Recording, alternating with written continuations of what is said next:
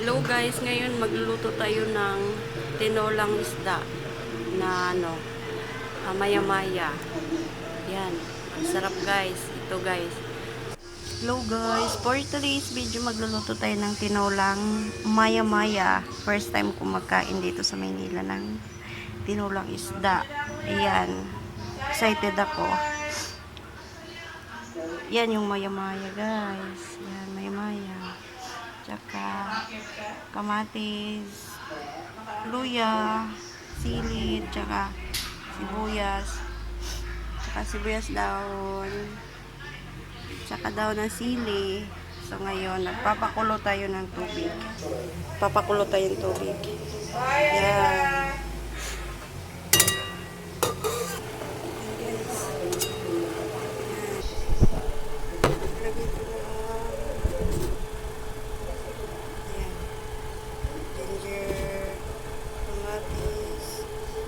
Sibuyas.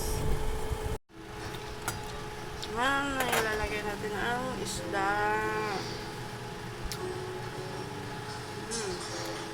Ito yung isda na maya-maya. Wow, sarap nito. Haluin na natin yan. Ayan na, maglalagay tayo ng asin.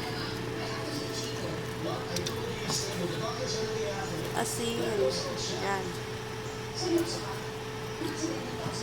Yan. Tapos paminta. Ito lang. Tapos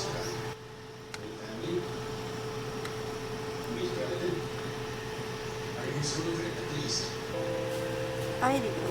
Ay, nilagyan ko ng magic.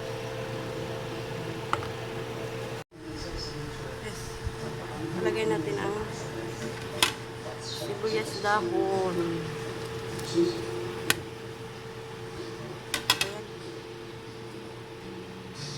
Sibuyas dahon.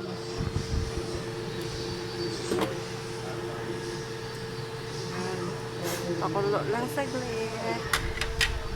It's opening and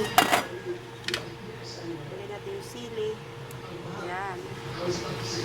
Tapos dahon ng sili.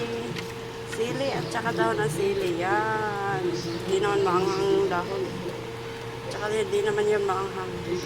Kaldi yan sira. Tapos na. Oh wow.